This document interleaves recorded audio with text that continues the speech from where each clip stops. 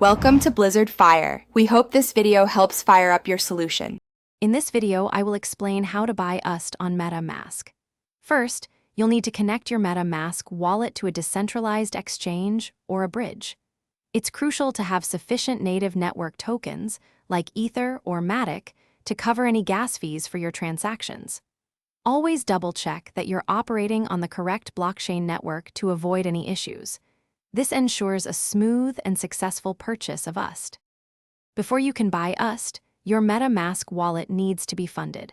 You can easily transfer cryptocurrency from a centralized exchange, like Coinbase or Binance, directly to your MetaMask address.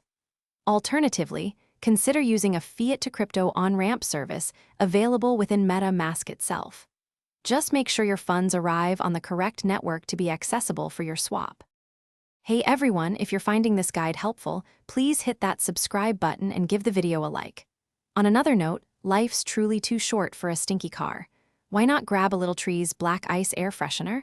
It's a simple way to make your daily drive much more pleasant. You can find the link for that, along with other great deals, in the description below. Now, let's get back to the video.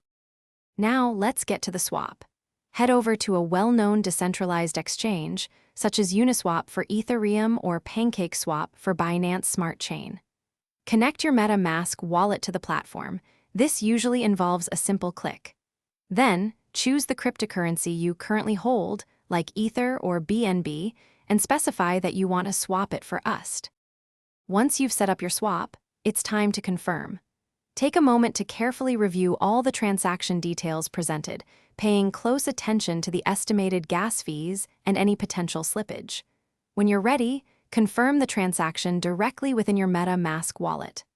After confirmation, the blockchain will process your swap, and your USDT will appear in your wallet shortly. Thanks for watching. If you found this helpful, don't forget to like and subscribe.